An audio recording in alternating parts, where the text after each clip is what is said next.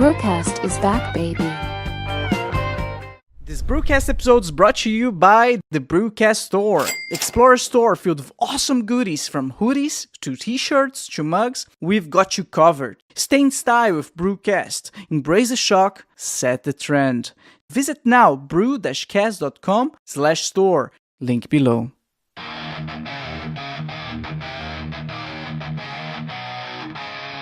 Back with the fire, can't you see the flames? From Deutschland steps comes the BruCast name. Voices like thunder breaking all the chains. Unleash the fury like a runaway train. Alright, hi everyone, welcome back to another BruCast episode. If it's your first time watching the show, make sure to like and subscribe. If you're listening to Spotify or Apple Podcasts, please rate the show 5 stars. This will ensure that the podcast recommends to even more people and allow me to keep doing what I love. BruCast also on Instagram, X, and TikTok, where I upload shorts with the highlights of the show. So follow now, BruCast on Instagram, X, and TikTok. Links in the description below. Back here we thrive, we survive! Alright, hey there BruCast fans. Don't forget, at the end of this month, we're gonna give this awesome cap away. All you have to do is subscribe, and you then be running to win this beautiful cap. It's that easy. So if you're on YouTube right now, just click on that button, subscribe, and we're gonna deliver this cap at the end of January 2025. It's that easy. All you have to do is subscribe. All right. Our guest today is Sonia Couto. So Sonia Couto is a tech leader and startup strategist with 20 plus years of experience, transforming startups like MenuSano and Field Eagle into global successes. She's passionate about innovation, leadership, and empowering entrepreneurs. All right, Sonia. 1 second. I need to add you to the OBS. 1 second, everyone. 3, 2, and 1. I think Sonia, you should be showing up at any second now. There you go. How are you doing, Sonia? I'm good. How are you? I'm great. Thanks so much for being here. I'm sorry for the hiccup. We're good now. No worries. So before anything, you also have a podcast, right? I forgot to mention it. I do. Yes. It's called Tenacity with Sonia C. All right. So when that came about? Last year, I wanted to create a platform that would allow inspiring entrepreneurs and founders to have a place to go to learn from those people who have been there and done it. So I bring on entrepreneurs that are my guests that are teaching, how to reach success, navigating through some of the challenges so that, new entrepreneurs don't have to make the same mistakes that all of us ahead of them have already done. So just a learning platform, really. That's amazing. So if you're an entrepreneur, you can totally listen to your podcast and hope to get some valuable lessons. All right. For sure. That's great, because you correct me if I'm wrong, right? I don't own any business, but I once heard that to become an entrepreneur, like, you can do it right now and you can do it by yourself, because a lot of people apparently have this illusion that you first need to invest a bunch of money and hire a bunch of people and have those grandiose ideas. And from what I heard, it's not at all like this. Is that correct? Yeah. I think it depends on the entrepreneur, really, and how much, they're willing to go. I think part of the challenge is that everyone has ideas, and ideas are easy to come by. It's really about the execution of the idea. And if you don't have experience being an entrepreneur, you might get hit in the face with some realities that you weren't expecting. Being an entrepreneur and launching your own business is not glamorous. It can become glamorous as you build your business and become successful, but it's not going to be that way for at least the first couple of years. And building out teams and budgeting, and whether you're financing it yourself or you have partners, or you're going to be looking for raising funds, all of that takes a lot of effort, and not everyone can see it through the end, because there's a lot of blocks on the road, for sure. All right. So you mentioned a couple of them, right? Looking for financing and looking for the right people. So it sounds difficult as hell. I think Steve Jobs mentioned, like, you need to be completely in love with what you want to achieve. Otherwise, it's not going to happen. Would you say that's the Yeah. case? For sure. I Yeah. mean, you have to really, really love being an entrepreneur. Number one, you have to be self-motivating. If you are the type of personality that you need other people to motivate you, entrepreneurship is going to be really tough because you really don't have anybody to do that. You have to constantly be doing that to yourself. And if you don't, that's when procrastination starts happening and you're not achieving everything you set out to do. So it is a tough road. I'm not saying that it's impossible. Many people do it, but it's not as glamorous as it might seem. I know from like I don't want to say experience because I don't have experience in that food, but I saw my dad wrestling. He retired not long time ago, and he said, "Well, the retirement money is not enough. I need to do something else." I think for him the big motivator was money, right? He needed some extra bucks, and he just like had this random idea. I gonna build like this backpack. So it's not a sponsor, everyone. It's just like a family story. He sold the business, by the way, so it's not a sponsor. So he built like those. It's called Ice Monkey backpack, where he lives in Brazil, right? So it's super hot. Everyone's always going to the beach, and the whole idea behind it was, you take this backpack with you, put some ice inside, put some your beers inside, and you're good to go. You know, like your beers are cold and easily transportable, and it worked. Like it was a huge success. And he told me like, I never in 1 million years thought I would become an entrepreneur, but the motivation was the money. The idea was like the first thing came to my mind. Like it was a good idea, right? And it worked out, and it was like, wow, that's amazing. That's kind of inspiring, especially when you see someone close to you getting it done and get it done, doing it successfully. Like super cool. Yeah. Yeah. And Good for him. yeah. Yes, well done, Dad. And like this kind of attitude also like gives energy, right? So, like, well, one of the motivators behind the podcast, like, I'm gonna start a podcast. Why not? Like, he's doing so much. I'm not doing anything. I'm gonna do the podcast as well. So I would say money is a big motivator. Would you agree? I would say so, right? Yeah, I think it starts out like it. I think it's a combination of money being a motivator, but also passion for wanting to get your idea off the ground and wanting to be in business for yourself. I think it's a combination of both. I don't think it's going to, work 100% if money is just the motivator. There has to be some passion behind it, and I do think most entrepreneurs, whether they start out to make money, the passion comes along because now, it's kind of their baby. Even if their strategy is always to eventually exit the business, they do become passionate about what they're doing. Oh, exit. That's when you sell it, right? Yeah. So Sonia, talking about passion and being an entrepreneur. So as we talked at the beginning, you had two startups, right? Or did you exit them, or did you have them? Nope, I'm still involved in them. Yes. Could you elaborate a little bit more about your passion behind them? Let's start with the MenuSano. So MenuSano. Sano. There you go. Could you tell? MenuSano, yeah. Yeah. So what is MenuSano? So MenuSano is a nutrition analysis software for the food service industry. So basically, food manufacturers who need to put their products on grocery shelves, they need to have nutrition labels on the back of their packaging, or else you can't sell at a grocery store and things like that. So instead of sending food to a lab to get analyzed or hiring nutritionists to do all that work, we provide software to food manufacturers to be able to do that on their own, and we provide compliant labels in different countries. We also service restaurants who want to show calories on menus, which is something that's becoming mandated in a lot of different countries to help with the diabetes pandemic. And then, of course, we have other industries that we help, like hospitals and schools who want to either teach their students or want to provide that information at the point of sale when they're selling food, so that consumers like you and I have access to the information and can make, more educated and healthier choices when we're going out and eating.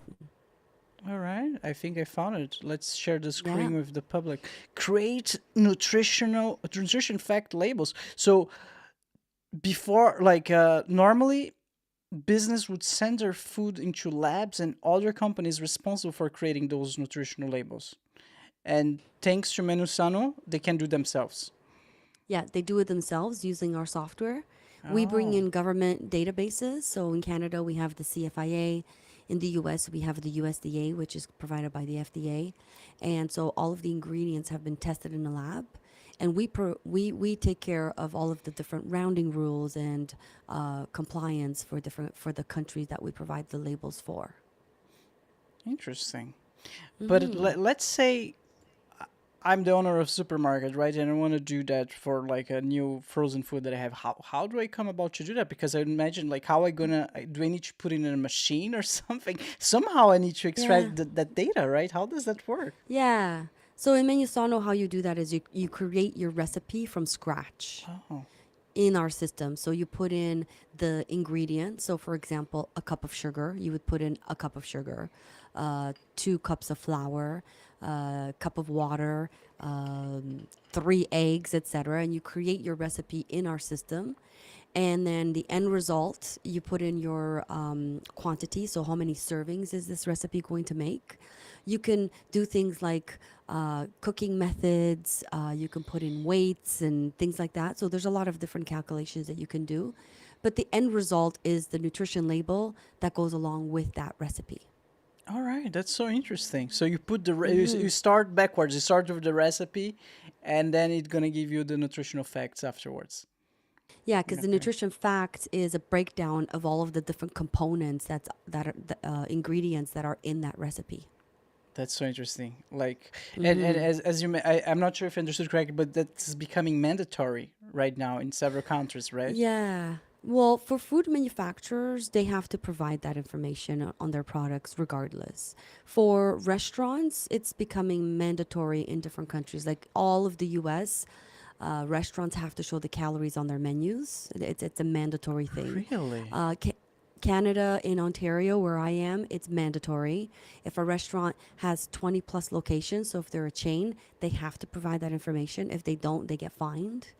And so there are different provinces putting those things in place, like Dubai has put legislation in place as well for restaurants to be showing that information. Different countries in Europe are starting to do it just because they want consumers to be able to have access to the information so that they're making healthier choices when they're going through a menu and saying, oh, I can have a hamburger for 1200 calories, or I can have a salad for 600 calories. And calories are made up of a whole bunch of different things like carbohydrates, but when you're selecting the lesser calories, it means you're selecting the lesser carbohydrates as well, which really helps reduce diabetes and helps people with diabetes be able to control their diabetes as well. Interesting. Yeah, nowadays you just go to, I mean, several countries just go to the restaurant, you open the menu, and just there's just hamburger there. You don't know what else Yeah. is in the bun in the burger itself. Yeah. That's so interesting. So the shift is to actually add it into the menu because I know that in other places they have those informations but it's like on the wall, hidden in a corner. So the shift it's to put it in the menu. Yeah. So Ah, okay. a lot of restaurants will provide that information on their websites. Some will provide it on their digital menus. But if you're sitting down at a restaurant and they hand you a menu and they are part of that compliance, beside each title, they have to put in the calorie information for that dish. That's amazing because I mean the more exposed quote unquote you have those things to the customer, the less room you have to push like bad products, right? Less quality Yeah. ingredients, stuff like that. That's really good. I just saw like Bob Kennedy. Yeah. He's gonna help make America healthy again. I don't know Yeah. how much he'll succeed on that. I wish him good luck. But from what I saw, like especially in the U.S., so many of the ingredients over there that are consumed by the people are straightforward banned here in Europe. Yeah. They're So highly processed. highly processed. What do you mean by that? I They're anything that you buy inside a box or in a package has been processed, right? So, for example, frozen vegetables have gone through a process to be frozen. They could have preservatives in them and things like that. So, Yeah. anything with a preservative in it, what's the material? Is it good or bad for you? In the U.S. and in Canada, there are a lot of foods with like red dye, for example. Red dye is banned in a lot of other countries, right? It's not allowed. Now they're discovering that it has hormone disruptors for children. And, a lot of potato chips, for example, that we have here in North America will have red dyes. We don't know what those things are really doing to our body. So I think with consumers starting to become a little bit more health conscious and disease being on the rise, people are starting to become a lot more aware of the ingredients of the products that they're eating. Like if you cook at home, a steak and you make yourself a salad, you're buying raw ingredients, the lettuce. The hamburger has maybe been processed, but if you're just buying a piece of steak, what you're buying is where did that animal come from, what has it been injected with, etc. But it reduces the risk, right, of something that you buy that's inside a box and it's got all kinds of materials and different things and preservatives, and so that it can last the shelf life, right? The longer it can last in a shelf, the longer it's available for people to buy. And it just makes a huge difference. So a lot of these processed foods have a lot of different ingredients in them, and they're not always good for us. Wow. So they do that in order to have the products last longer, Last longer on or the shelf. last long on the shelf. But I would say it must be cheaper for them as well, right? Otherwise, they wouldn't be Yeah. doing.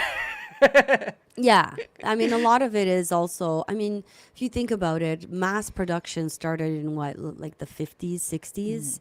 I don't think at the time there was research going into what are going to be the long term effects of us producing these products, so quick to keep up with demand. And I think we're starting to see the effects of that now. So I think it's up to consumers to push the food service industry to provide us with healthy ingredients. And there's a trust level between us consumers and the people that are making our food. We trust that they're making our food with the best ingredients and the best, and now we're discovering that they're not, right? So consumers are starting to take more control of the situation, and saying we're not going to buy those products that are highly processed and have ingredients that are going to cause us cancer, right? Oh yeah, for sure. No one wanna die. Yeah, exactly. I just found this short image. Let me share the screen real quick. Okay, that's super small. I don't know what's going on. Let's increase the. It's not working. No, it's super small. Let's try this one. But I'll give you an example. There was a restaurant chain here in Canada, and it's a global chain. I'm not going to say the name, but they recently discovered that the bread that they were serving was actually made with there was in it, inside of it was a product that's used to make car tires, What? right? So Instead of the whatever. bread? Yeah, so this ingredient that was being used to manufacture car tires was also being used in baking this, making this bread. So, like someone discovered this and sort of put it out there in the public, and this company had to obviously make changes. But these are the types of things that we don't think about, right? What's really going into things like the bread that we're eating at a specific location of some sort of chain, right? When was that? In Canada? That particular news was in Canada, yes, but it also affected the U.S. because the chain is North American. Wow. I know a long time ago, I think they used to put like wood wood chips, when you cut wood and I forgot how it's called. Wood chips, yeah. Wood chips, exactly, into bread to make it just more filling. But I had no idea. but that Really? was long time ago. I don't know, like medieval Yeah. times or even before. I don't know, something like that. And of course, it's not the case anymore. But it's for you to see Yeah. like how crazy like people would like they would like how much the body can consume without realize. Of course, I think there's like the side effects after a while. So Yeah. And I think as humans, our bodies are just rejecting a lot of these chemicals. yeah, Yeah. how so? Well, causing cancer, Oh, that's right? rejecting Causing the. disease. Yeah, I think our bodies are just rejecting all of these things that we're putting into it that's not natural for our bodies. Oh, for sure, and you probably like age faster, right? Yeah, of course. Yeah, Yeah. I saw this guy on TikTok from Brazil, right? Everything crazy is from Brazil. Yeah. He, you know, when you fry stuff like in your at home with your pan, like just put some frying oil, like French fries, etc. A lot of people they save that, right? So they don't put down the Yeah. drain because it's bad for the environment. So they save that. They put that on the corner. This guy, he would wait a couple of hours, wait until it would cool down, and then drink the thing. I'm not Oh joking. gosh, that can't be good. And then they ask him like, "How old are you, by the way?" "Oh, I'm 40." He looked like 70. He drank the oil? Yeah. Oh gosh, that can't be good. Oh my goodness. First of all, that's disgusting. Can we just make sure we're very clear? Like that's just gross. And that cannot be good. Oh my goodness. There are good oils for you, but not those.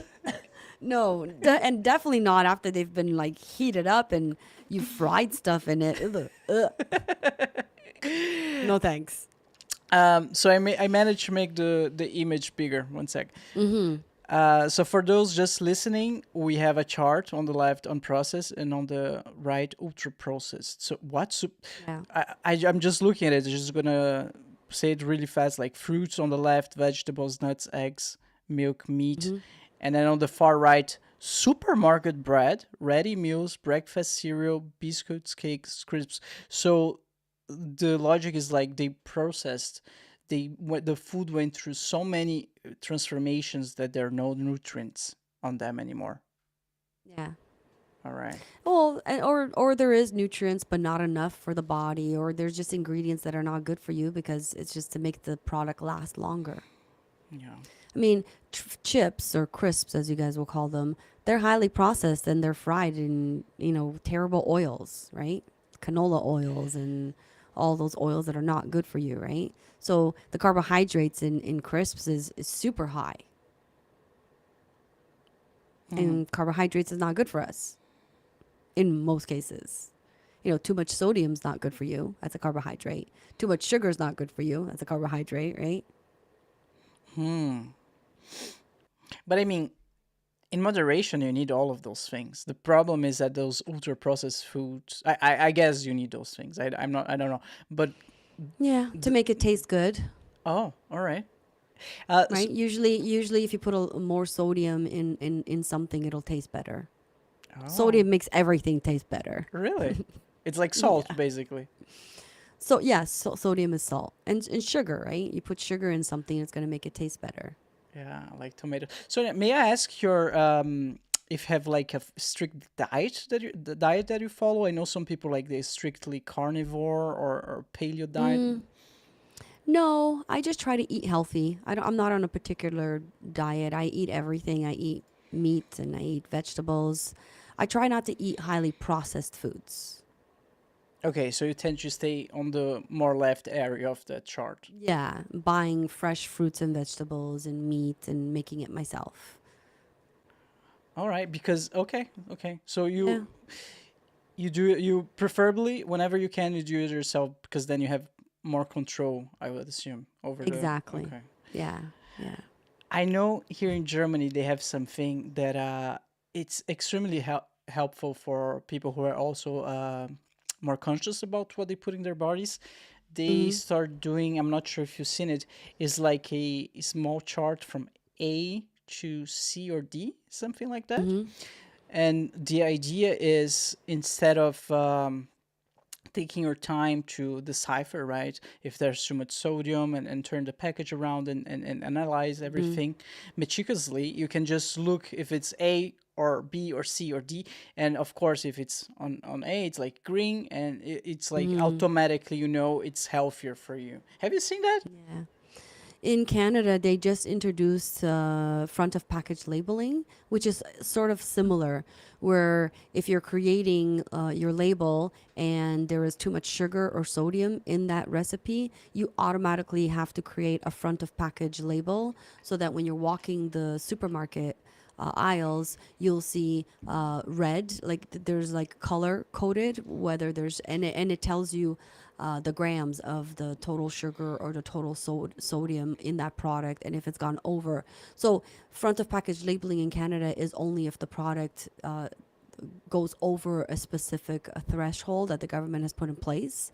But they are now doing that so that people don't have to pick up that product, turn it around to look at the label. It'll just give it to them like right from the view of the shelf to let them know, hey, there's a lot of sugar or there's too much sodium in this product. So again, allowing consumers to make the decision. Like consumers are still going to buy those products at some point, but at least they now have the information and access to it, and they can do whatever they want with it.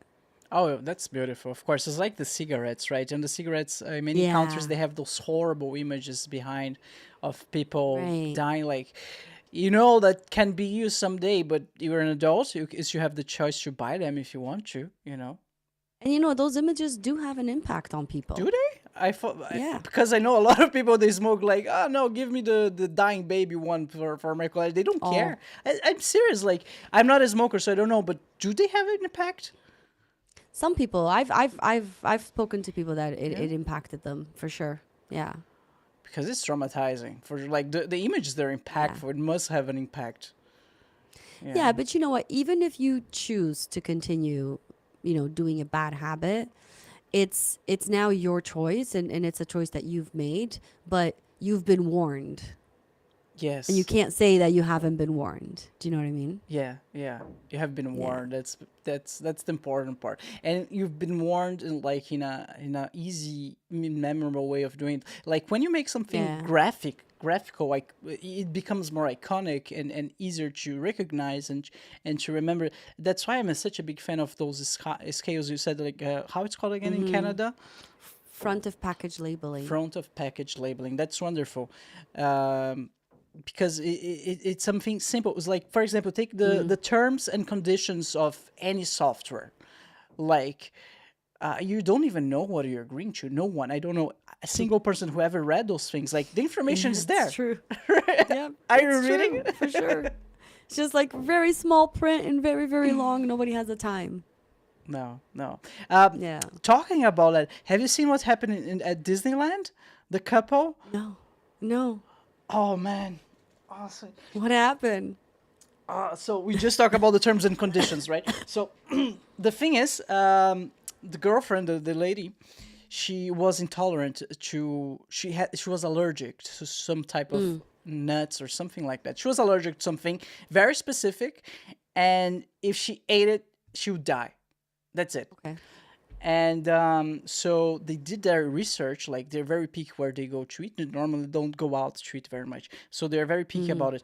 They were going to Disneyland. They called in advance to a very, I think, vegan restaurant. I don't want to say it's wrong. So some special restaurant where they are conscious about the product and they listen to their customers. They're there to prepare like the food in a way that is safe for you, etc. So they called them. They went there. They were like super happy about their day at Disneyland. They're gonna finally go to a restaurant and then have some fun as a couple. They asked like the lady like 2 or 3 times. You're sure there's none of this thing on the food, right? And they're like, no, it's okay. Don't worry. And then the girl eats it. And die. And she died because they actually put the thing. Let me look the story up. It's like crazy. Disneyland restaurant customer. I'm laughing because I'm nervous. It's not because it's funny. It's not funny. Yeah. So guests die after eating at downtown. Let me share the screen. Okay. It doesn't provide any more information. Yeah, but that's the lady there. Wow, that's terrible. But doesn't stop there. We're talking about terms and conditions, right? So the first move they decide is like to sue Disney. And what happens? Their lawyers come back, say you're not allowed to sue us. You agreed to never sue us. And they're like, what are you talking about? And they're like, yeah, Oh, remember 3 years ago when you signed to the trial of Disney Plus, you agree to that in the terms and conditions. They're not allowed to sue us wow. ever for any reason. Wow.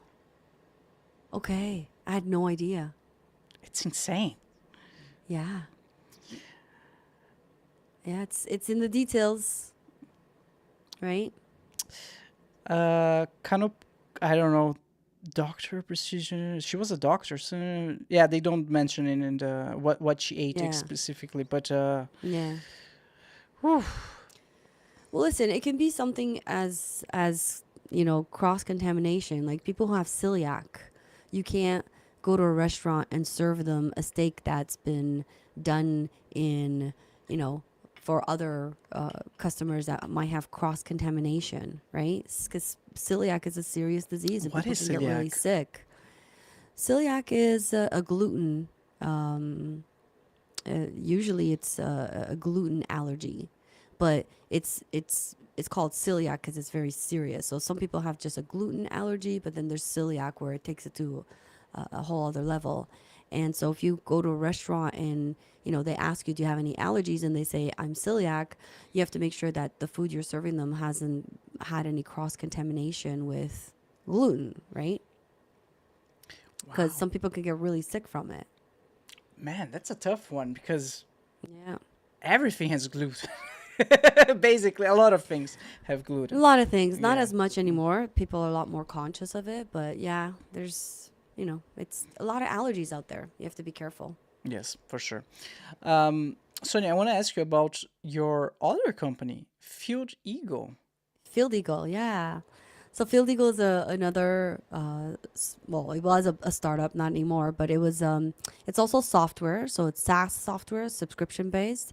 And what Field Eagle does is it is a digital data collection tool for companies like oil, gas, mining, construction, who have to perform inspections on assets and are still doing it with paper and pen. So, for example, if you have to go do an inspection of an oil rig in the middle of the ocean in Australia, there are thousands and thousands of inspection points that need to be inspected in that oil rig. And if you're doing it with paper and pen, it's time consuming. You have to take pictures, notes. So when the inspector gets back to the office, they're now going to have to take this entire report of this inspection that they did on site and try to piece it all together, attach the photos with the proper questions and things like that. So Field Eagle digitizes that entire process, and it allows the inspectors to go out with a tablet and all of the questions that they need to answer on the tablet for each piece of equipment or whatever it is that they're inspecting. And then they can take photos directly on the tablets that they're using and notes and mark up the photos, and everything is connected to that particular asset and that particular question.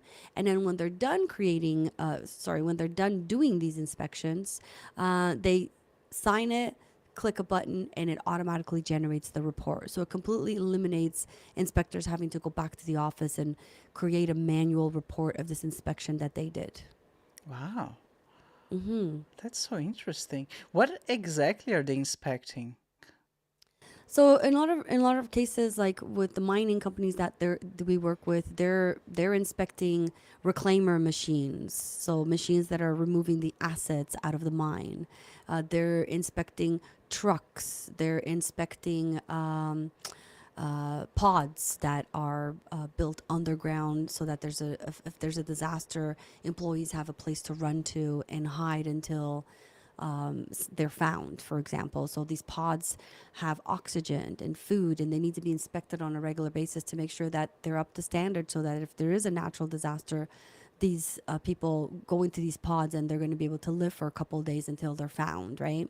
Or it can be inspecting an entire oil rig to make sure that there's no explosion incidents that could happen. It's inspections of anything that could cause a natural disaster. So it could be an inspection of a pipeline. and making sure that there's no corrosion or rust that's going to cause a hole and cause oil to start leaking into water and things like that. So it's really anything that requires an inspection to be done. So it can be a piece of equipment, it can be a building, it can be any type of asset. All right, I see. So maintenance, security, stuff like that. So interesting. So Yeah. because I heard oil rigs are one of the most working on a oil rigs one of the most dangerous job you can ever Yeah. do. Right. Yeah. It's like I And don't. health and safety is really important. And usually when we hear about disasters that happen in an oil rig or something, it usually, not 100% of the time, but I would say like 80% of the time, it comes back to something was missed on an inspection. Really? Usually, there was something there. It started getting worse over time, and nobody saw it or nobody looked at it, and here's what happened. Health and safety on things like oil rigs is really important, and there are people constantly doing inspections to make sure that their health and safety protocols are up to standard so that they can avoid disasters or for people from getting hurt. So it is, in those types of industries, it is something that's really important. And even then, people go missing. That's sad. It's I mean, it is a dangerous It's a dangerous job. Yeah. work. It's a dangerous job no matter what. And I think that companies do their best to keep their employees safe, and I think they do a really good job. But it doesn't take away from the fact that, hey, things can always happen, right? Do you know how many people die in average? Like how? Because I know it's I dangerous. don't. I don't know how dangerous it is. I know it's super dangerous.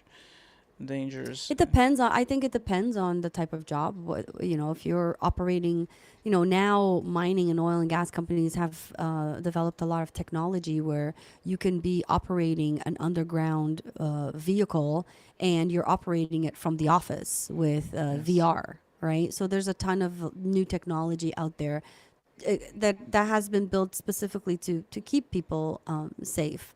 So it's, I think it's reduced quite a bit, but yeah, if something's gonna happen, it's gonna happen. Yeah, yeah. But let me see. Let me share the screen real quick. Do you wanna know? Okay. Oil rig workers face one of the deadliest jobs on Earth due to their often remote location and risks such as chemical exposures, explosions, and heavy machinery accidents. Wow, I didn't even think about the chemical exposure. That's insane. Yeah. If you or loved one has been injured while working on oil rig consulting, okay, that's a Yeah. lawyer. Yeah. So, through Field Eagle, a lot of those inspectors now they have like tablets that they can use in order to maintain the security and check if everything's working fine and hopefully making this It job saves much quicker. companies. Yeah, it saves companies a lot of money too on assets. If inspections are being done regularly to machines, your machines are able to work better without breaking down as often, right? So it also helps with preventative maintenance and things like that. And I mean, it's a great tool. Field Eagle is a great tool. It provides that the ability to do that digitally, but really the value in Field Eagle is also with the alerts. Something was alerted. Now somebody in head office knows that there's a problem at this location. Who's been assigned to go and fix it? When was it fixed? Has it been fixed? There's also the tracking component to it.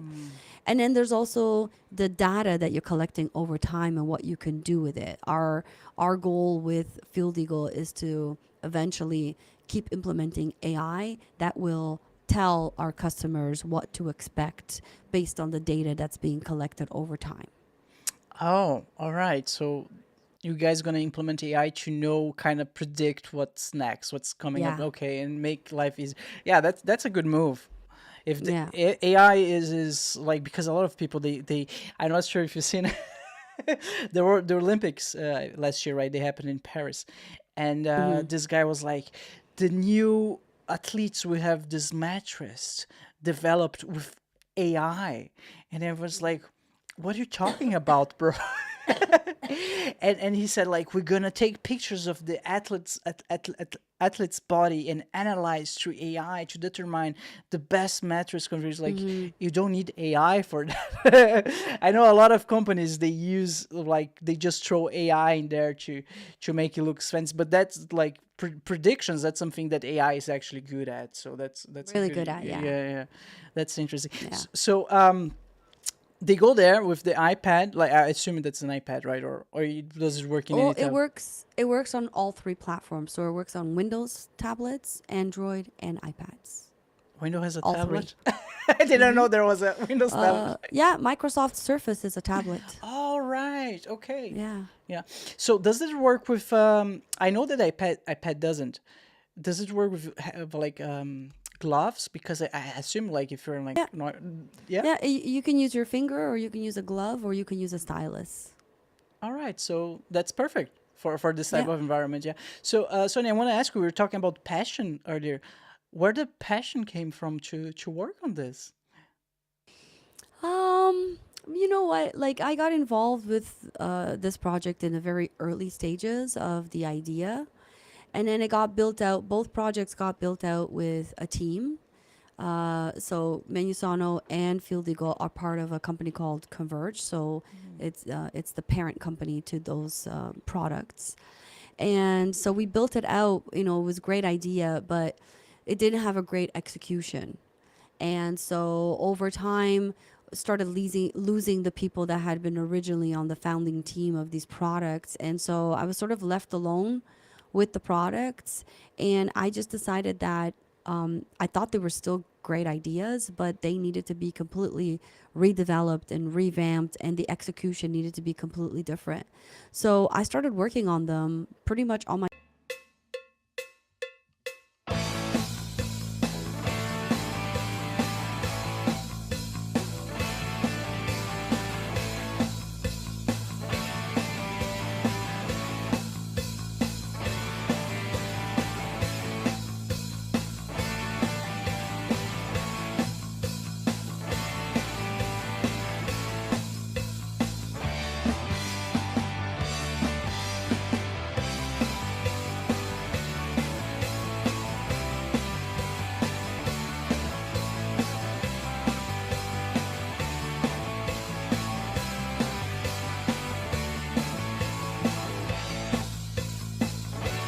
Hi everyone. I'm sorry we lost connection for a second, but we're back. Sorry, Sonia. Could you repeat yourself, No problem. please? Yeah, so I was part of the founding team for both MenuSano and Field Eagle, and these are two SaaS products that are part of a company called Converge, which is the parent company for these products. And so when we started building them out, we had teams, and I was part of the founding team. And then slowly we tried to take it to market, and the products weren't being successful; they weren't executed properly. And so I sort of lost the teams that were on these products, and I was the last person left standing from the original founding team. And so I had a decision to make whether I was going to just shelf the products and say goodbye, or if I was going to continue trying to make them successful. So I decided to completely rebuild them from scratch. The technology, the execution, the business plan, everything. After I was done rebuilding them, I was able to relaunch them, and relaunching them with a real plan, a real vision, a real execution. I think in the beginning we were so passionate about the idea, and we were a little bit ahead of the curve that we didn't execute it properly. We didn't put all the thought that was required.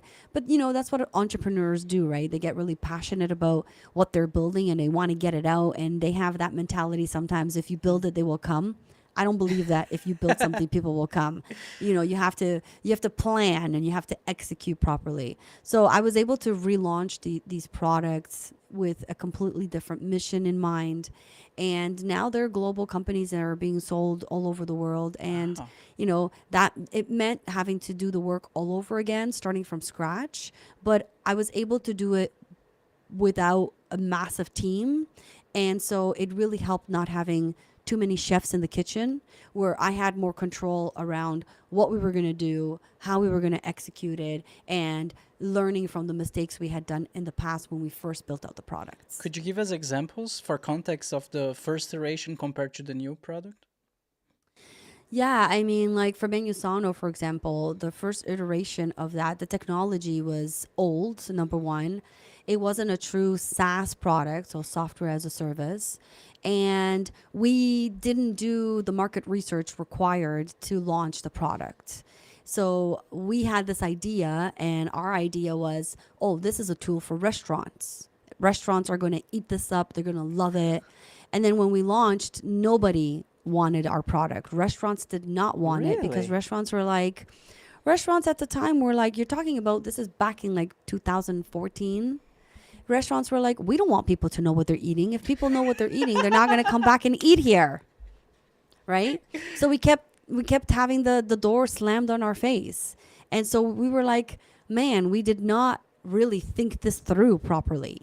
And after I went through the process of doing a relaunch is when I realized that, yeah, restaurants were still some restaurants were still some of our market, but they were not fully the market that we should have gone after from the get-go, which was food manufacturers who are required to have labeling. Instead, we went after an industry that at the time was not required to have labeling, didn't have to do it if they didn't want to.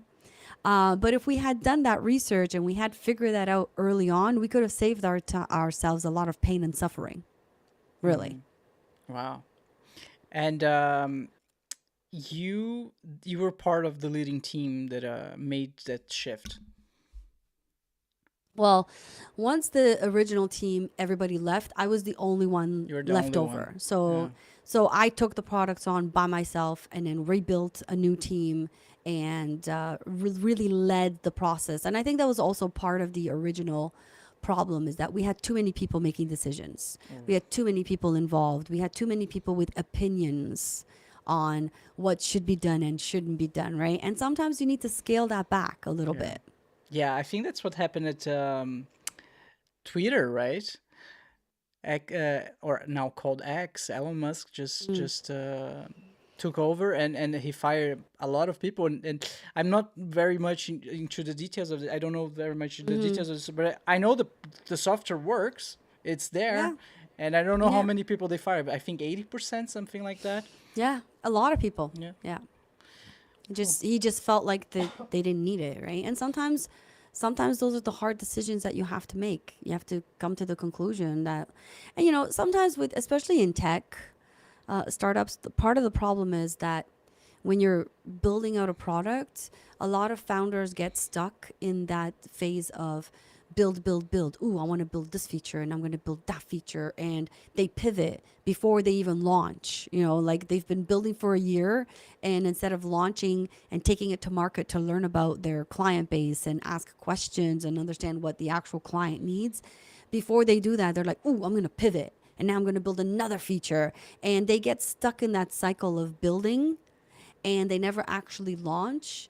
And they're not getting the feedback that they require at those early stages, which is critical, right? So when I work with startups that are either stuck at that phase and don't know how to continue going ahead, or they're just starting out building their plan, that's one of the things I always tell entrepreneurs. Let's focus on building a plan that allows you to get an MVP, a minimal viable product, out to market fast, so that you can get the feedback from potential customers. If you're giving it away for free just to see what the market is like, get the feedback, talk to the clients that are signing up for it, or go talk to the person who canceled it, who used it for a day, and then why didn't they like it? Why did they cancel?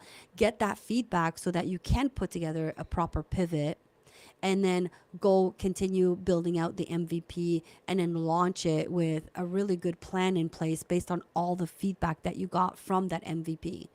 The problem is that a lot of people get stuck and they're not building just an MVP, which is like a minimal viable product. By the time they're done building an MVP, it's a full product.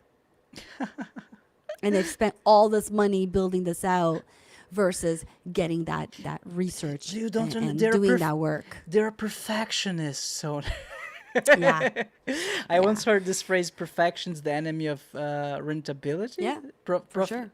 Yeah, and but I think I know why, but you correct me if I'm wrong. It's fun. It's the creation part, the coming up with random Oh idea. yeah, It's the fun part, right? super fun for sure. Okay.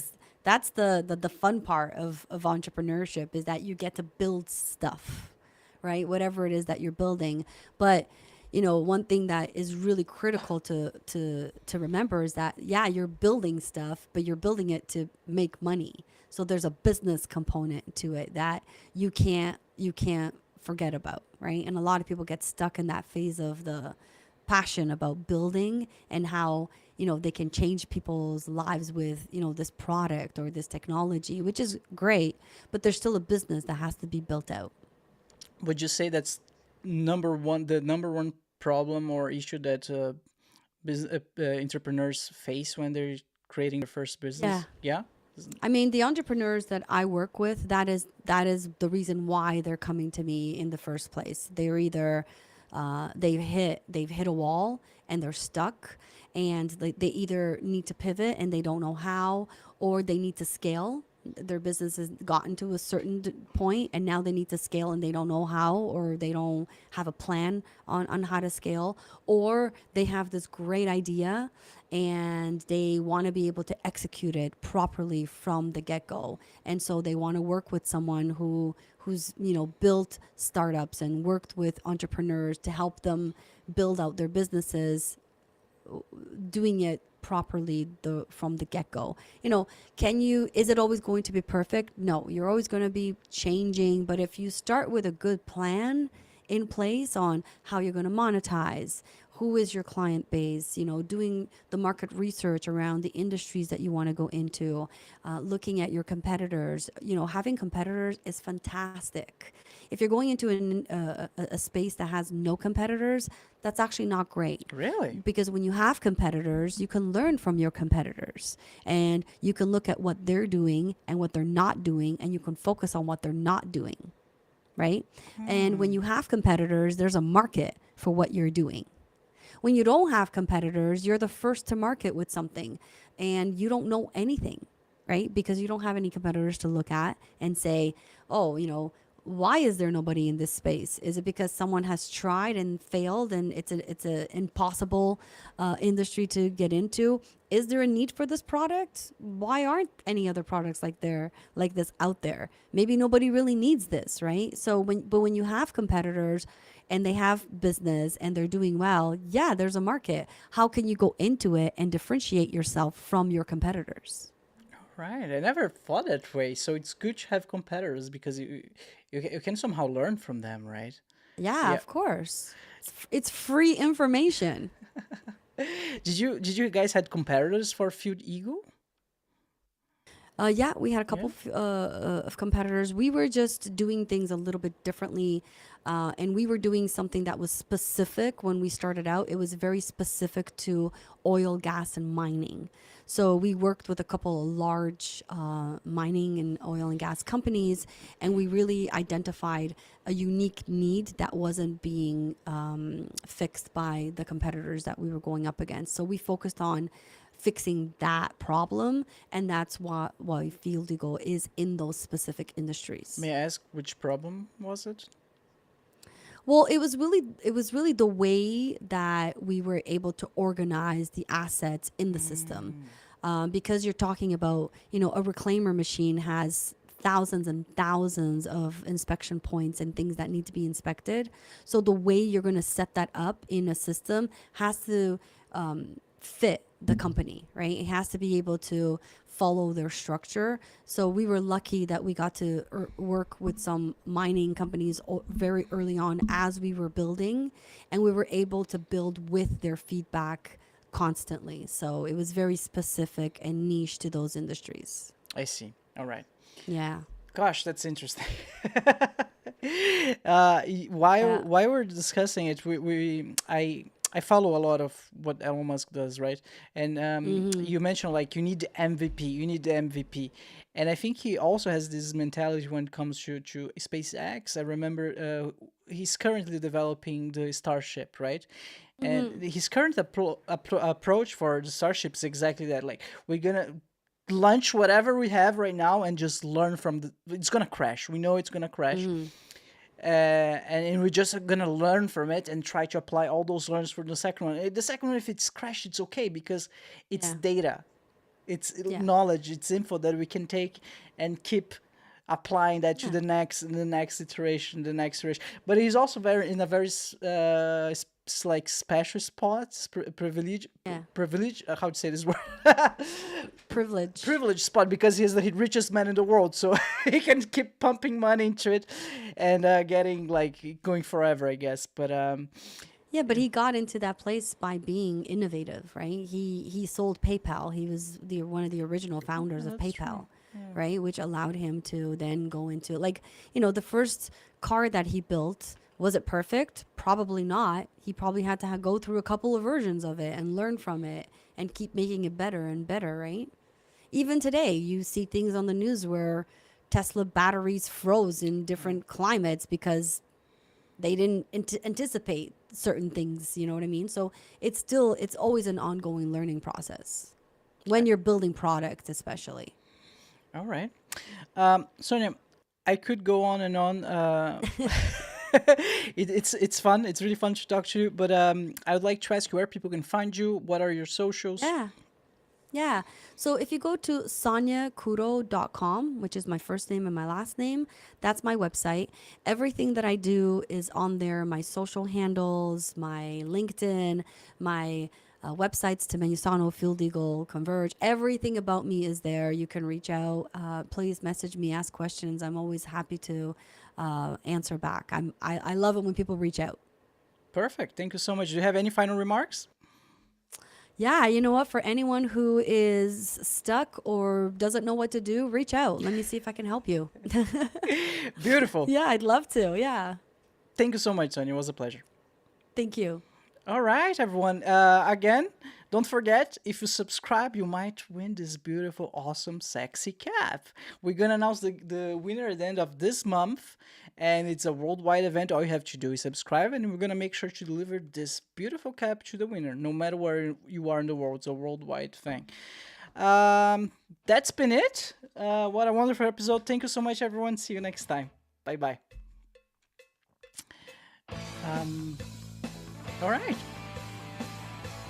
Thank you so much for hanging out with us today. If it's your first time watching the show, make sure to like and subscribe. If you're listening on Spotify or Apple Podcasts, please rank the show 5 stars. This will ensure that the podcast is recommended to even more people and allow me to keep doing what I love. Check out now the BruCast store, Explore store, filled with awesome goodies from hoodies to t-shirts to mugs. We've got you covered. Stay in style with BruCast. Embrace the shock, set the trend. Buy now at brew-cast.com/store. Again, that's brew-cast.com/store. Link on the description below. Once Be you a BruCast model and get free stuff. We'd love to see how you and your loved ones enjoy BruCast. Snap a picture of yourself, your family, your friends, or even your pets wearing BruCast merch. Or watch an episode of the show and send it to us and become part of BruCast. We'll feature you and your pictures at the end of every episode, just like the ones you're seeing on screen right now. You can upload your pictures at brew-cast.com/contact or tag us on social media. All right, everyone. It has been a pleasure. Thank you so much, and see you next time. Bye-bye. Oil rig disasters and